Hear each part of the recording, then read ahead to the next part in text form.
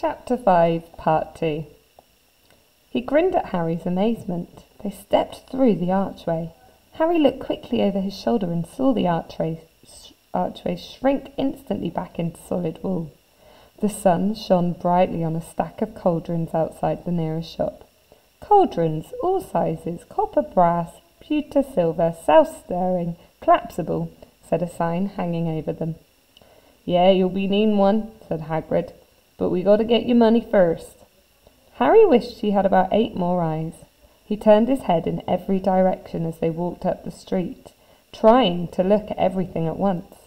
The shops, the things outside them, the people doing their shopping. A plump woman outside in apothecary's was shaking her head as they passed, saying, "Dragon liver, 16 sickles an ounce, they're mad." A low, soft hooting came from a dark shop with a sign saying, "Aelop's Owl Emporium.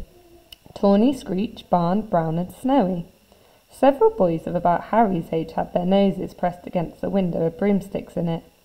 "Look!" Harry heard one of them say. "The new Nimbus 2000 fastest ever!" There were shops selling robes, shops selling telescopes and strange silver instruments Harry had never seen before. Windows stacked with barrels of bat spleens and eel's eyes, tottering piles of spell books, quills and rolls of parchment, potion bottles, globes of the moon. "Gringotts," said Harry. They had reached the snowy white building which towered over the little shops. Standing beside its burnished bronze doors, wearing a uniform of scarlet and gold, was... "Yeah, that's a goblin," said Hagrid quietly as they walked up the white stone wall steps towards him. The goblin was about a head shorter than Harry. He had a swarthy, clever face, a pointed beard, and, Harry noticed, very long fingers and feet. He bowed as they walked inside. Now they were facing a second pair of doors, silver this time, with words engraved upon them. "Enter, stranger, but take heed of what awaits the sin of greed, for those who take but do not earn must pay most dearly in their turn. So if you seek beneath our floors a treasure that was never yours, thief, you have been warned. Beware of finding more than treasure there." "Like I said, you'd be mad to try and rob it," said Hagrid. A pair of goblins bowed them through the silver doors, and they were in a vast marble hall. About 100 more goblins were sitting on high stools behind a long counter, scribbling in large ledgers, weighing coins on brass scales, examining precious stones through eyeglasses. There were too many doors to count leading off the hall, and yet more goblins were showing people in and out of these. Hagrid and Harry made for the counter. "Mornin'," said Hagrid to a free goblin. "We've come here to take out some of Mr. Potter's safe." "You have his key, sir?" "Got it here somewhere," said Hagrid, and he started emptying his pockets onto the counter, scattering a handful of mouldy dog biscuits over the goblin's book of numbers. The goblin wrinkled his nose. Harry watched the goblin on their right, weighing a pile of rubies as big as glowing coals. "Got it," said Hagrid at last, holding up a tiny golden key. The goblin looked at it closely. "That seems to be in order." "And I've also got a letter here from Professor Dumbledore," said Hagrid importantly, throwing out his chest. "It's about the you-know-what in Vault 713. The goblin read the letter carefully. "Very well," he said, handing it back to Hagrid. "I will have someone take you down to both vaults. Griphook?" Griphook was yet another goblin. Once Hagrid had crammed all the dog biscuits back inside his pockets, he and Harry followed Griphook towards one of the doors leading off the hall. "What's the you-know-what in Vault 713? Harry asked. "Can't tell you that," said Hagrid mysteriously. "Very secret. Hogwarts business. Dumbledore's trusted me more in my jobs or to tell you that." Griphook held the door open for them both. Harry, who had been expecting more marble, was surprised. They were in a narrow stone passageway lit with flaming torches. It sloped steeply downwards, and there were little railway tracks on the floor. Griphook whistled, and a small cart came hurtling up the tracks towards them. They climbed in, Hagrid with some difficulty, and were off. At first, they just hurtled through a maze of twisting passages. Harry tried to remember left, right, right, left, middle fork, right, left, but it was impossible. The rattling cart seemed to know its way because Griphook wasn't steering. Harry's eyes stung as the cold air pushed past them, but he kept them wide open. Once he thought he saw a burst of fire at the end of a passage and twisted around to see if it was a dragon. But too late. They plunged even deeper, passing an underground lake where huge stalactites and stalagmites grew from the ceiling and floor. "I never know," Harry called to Hagrid over the noise of the cart. "What's the difference between stalagmite and a stalactite?" "Stalagmite's got an M in it," said Hagrid. "And don't ask me questions just now. I think I'm going to be sick." He did look very green, and when the cart stopped at last beside a small door in the passage wall, Hagrid got out and had to lean against the wall to stop his knees trembling. Griphook unlocked the door. A lot of green smoke came billowing out, and as he cleared, Harry gasped. Inside were mounds of gold coins, columns of silver, heaps of little bronze nuts. "All yours," smiled Hagrid. "All Harry's? It was incredible! The Dursleys couldn't have known about this, or they'd had it from him faster than blinking. How often they had complained how much Harry cost them to keep, and all this time there'd been a small fortune belonging to him, buried deep under London." Hagrid helped Harry pile some of it into a bag. "The gold ones are gallons," he explained. 17 silver sickles to a gallon, and 29 nuts to a sickle. It's easy enough. Right, that should be enough for you a couple of terms. We'll keep the rest safe for you." He turned to Griphook. "Vault 713 now, please. And can we go more slowly?" "Only one speed. One speed only," said Griphook. They were going even deeper now and gathering speed. The air became colder and colder as they hurtled round tight corners.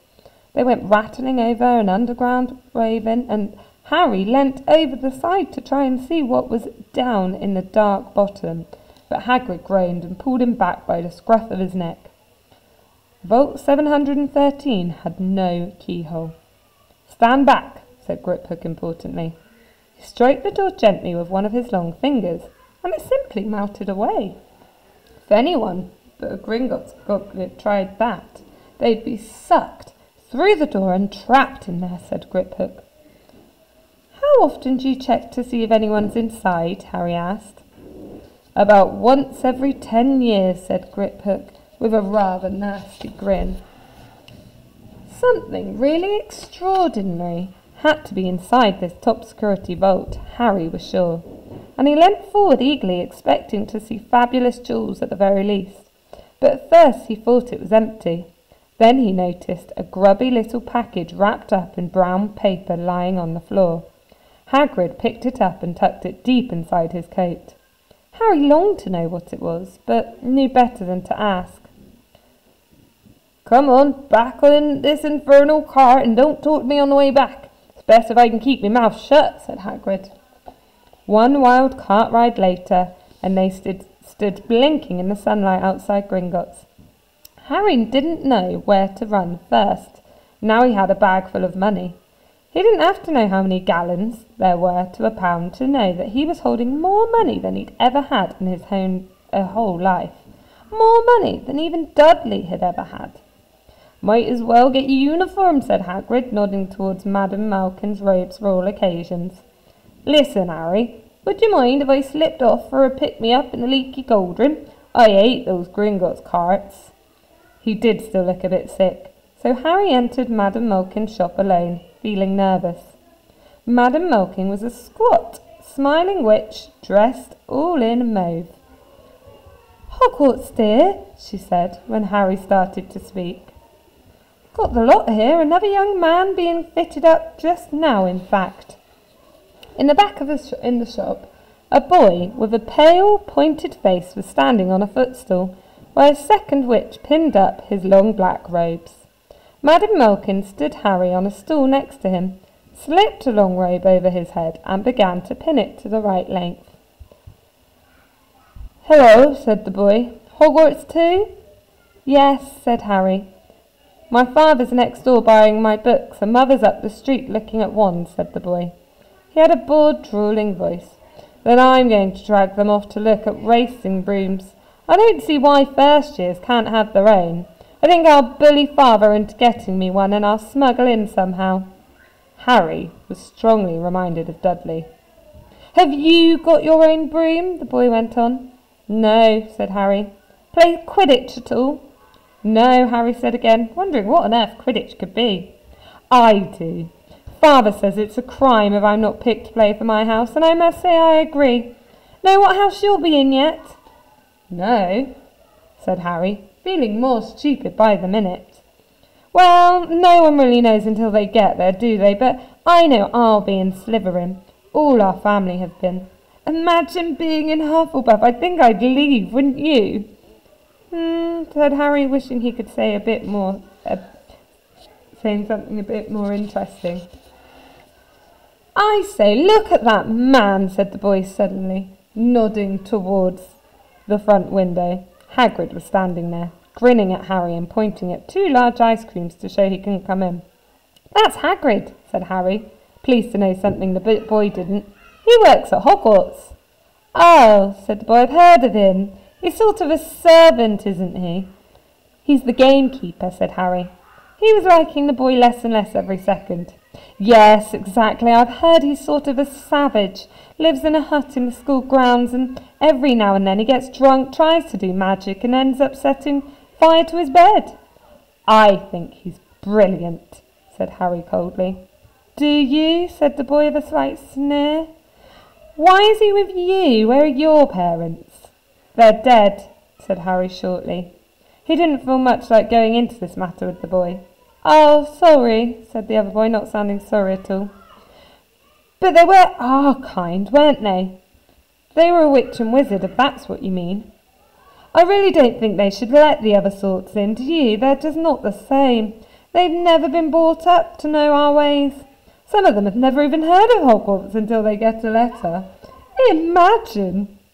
I think they should keep it in the old wizarding families. What's your surname, anyway?" Before Harry could answer, Madame Malkin said, "That's you done, my dear." And Harry, not sorry for an excuse to stop talking to the boy, hopped down from the footstool. "Well, I'll see you at Hogwarts, I suppose," said the drooling boy.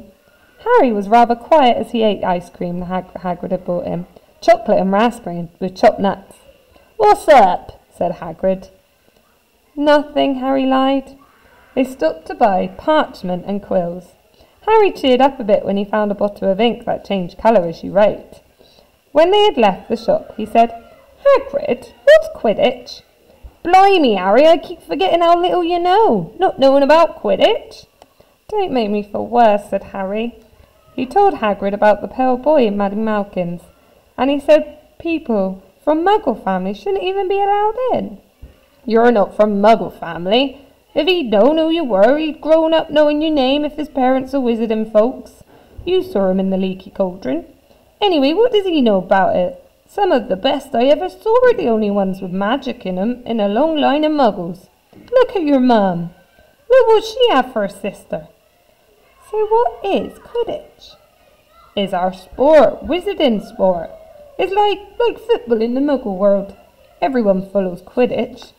Played up in the air on a broomstick, and there are 4 balls. Sort of hard to explain the rules." "And what's Slytherin and Hufflepuff?"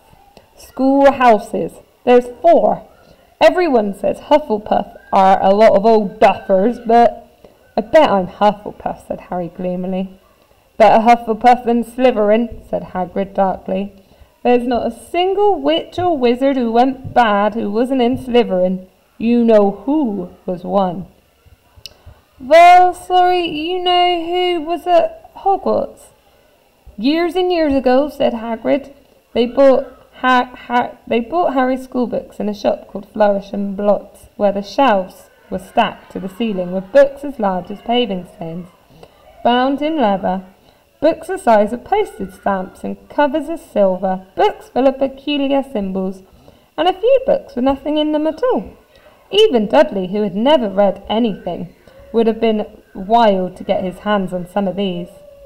Hagrid almost had to drag Harry away from curses and counter-curses, bewitch your friends and befuddle your enemies, with the latest revenges, hair loss, jelly legs, tongue-tying, and much, much more, by Professor Vindictus Viridin. I was trying to find out how to curse Dudley. I'm not saying that's not a good idea, but you know not to use your magic in the Muggle world except in very special circumstances, said Hagrid.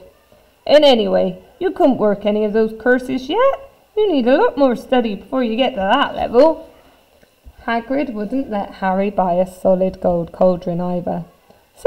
It says pewter on the list, but they got a nice set of scales for weighing potions, ingredients, and collapsible brass telescopes. Then they visited the apothecary's, which was fascinating enough to make up for its horrible smell. A mixture of bad eggs and rotted cabbage, barrels of slimy stuff stood on the floor, jars of herbs, dried roots and bright powder lined the walls, bundles of feathers, strings of fans and snarled claws hung from the ceiling. While Hagrid asked the man behind the counter for a supply of some basic potions ingredients for Harry, Harry himself examined silver unicorn horns at 21 gallons each, and minuscule glittery black beetle eyes, 5 nuts a scoop. Outside the apothecary's, Hagrid checked Harry's list again. Just got your one left. Oh yeah, and I still haven't got your birthday present. Harry felt himself go red. You don't have to. I know I don't have to. Tell you what, I'll get you an animal. Not a toad. Toads went out of fashion years ago. You'd be laughed at. And I don't like cats, they make me sneeze. I'll get you an owl. All the kids want owls, they're dead useful. Carry your post and everything. 20 minutes later, they left Edelop's Owl Emporium, which had been dark and full of rustling and flickering jewelled bright eyes. Harry now carried a large cage which held a beautiful snowy owl, fast asleep with her head under her wing. He couldn't stop stammering his thanks, sounding just like Professor Quirrell. Don't mention it, said Hagrid gruffly. Don't expect you've had a lot of presents from the Dursleys. Just Ollivander's left now. Only place for wands. Ollivander's, and you gotta have the best wand. A magic wand. This was what Harry had really been looking forward to. The last shop was narrow and shabby. Peeling gold letters over the door read, Ollivander's, makers of fine wands since 382 BC. A single wand lay on a faded purple cushion in the dusty window. A tinkling bell rang somewhere in the depths of the shop as they stepped inside. It was a tiny place, empty except for a single swindling chair which Hagrid sat on to wait. Harry felt strangely as though he had entered a very strict library. He swallowed a lot of new questions which had just occurred to him, and looked instead at the 1,000 of narrow boxes, piled neatly right up to the ceiling. For some reason the back of his neck prickled. The very dust and silence in here seemed to tingle with some secret magic. Good afternoon, said a soft voice. Harry jumped. Hagrid must have jumped too, because there was a loud crunching noise, and he got quickly off the swindling chair. An old man was standing before them, his wide, pale eyes shining like moons through the gloom of the shop. Hello, said Harry awkwardly. Oh, yes, said the man. Yes, I thought I'd be seeing you soon. Harry Potter. It wasn't a question. You have your mother's eyes. It seems only yesterday she was here herself buying her first wand. 10¼ inches long, swish, made of willow. Nice wand for charm work. Mr. Ollivander moved closer to Harry. Harry wished he would blink. Those silvery eyes were a bit creepy. Your father, on the other hand, favoured a mahogany wand, 11 inches, rollable, a little more power, and excellent for transfiguration. Well, I say your father favoured it. It's really the wand that chooses the wizard, of course. Mr. Ollivander had come so close that he and Harry were almost nose to nose. Harry could see himself reflected in those misty eyes. And that's where Mr. Ollivander touched the lightning scar on Harry's forehead with a long white finger. I'm sorry to say I sold the wand that did it, he said softly. 13.5 inches. New. Powerful wand, very powerful, and in the wrong hands, well, if I'd known what that wand was going out into the world to do... He shook his head, and then to Harry's relief spotted Hagrid.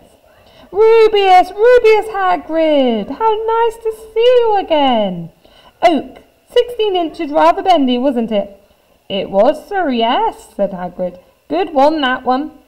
But I suppose they snapped it in half when you got expelled, said Mr. Ollivander, suddenly stern. Yes, they did, yes, said Hagrid, shuffling his feet.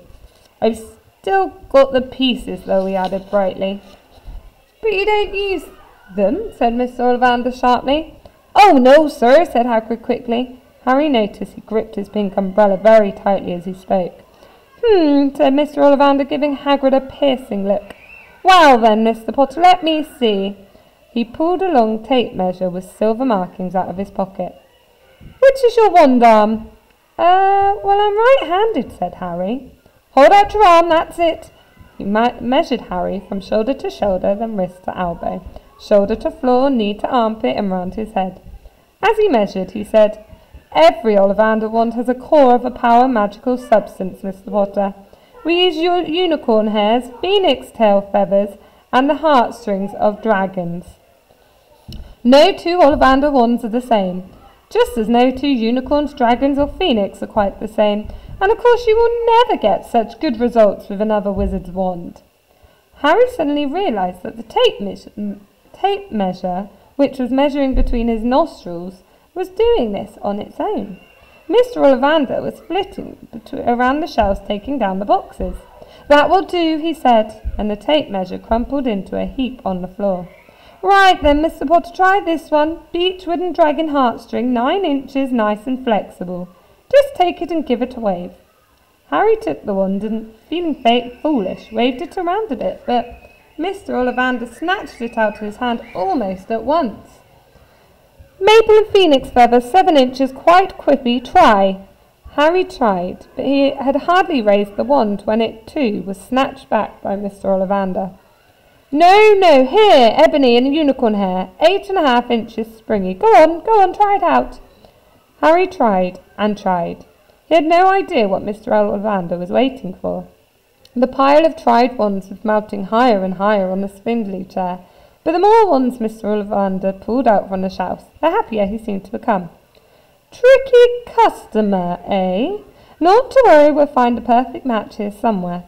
I wonder now, yes, why not the unusual combination? Holly and phoenix feather, 11 inches, nice and supple. Harry took the wand. He felt a sudden warmth in his fingers. He raised the wand above his head, brought it swishing down through the dusty air, and a stream of red and gold sparks shot from the end like a firework, throwing dancing spots of light onto the wall. Hagrid whooped and clapped, and Mr. Ollivander cried, "Oh, bravo! Yes, indeed! Oh, very good! Well! How curious! How very curious!" He put Harry's wand back into its box and wrapped it in brown paper, still muttering, "Curious! Sorry," said Harry, "but what's curious?" Mr. Ollivander fixed Harry with the pale stare. "I remember every wand I've ever sold, Mr. Potter, every single wand. It just so happens that the phoenix whose feather tail is in your wand gave another feather, just one other.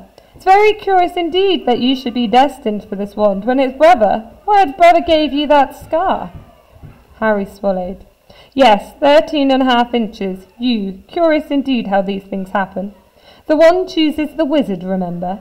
Think we must expect great things from you, Mr. Potter. After all, he who must not be named did great things. Terrible, yes, but great." Harry shivered. He wasn't sure he liked Mr. Ollivander too much.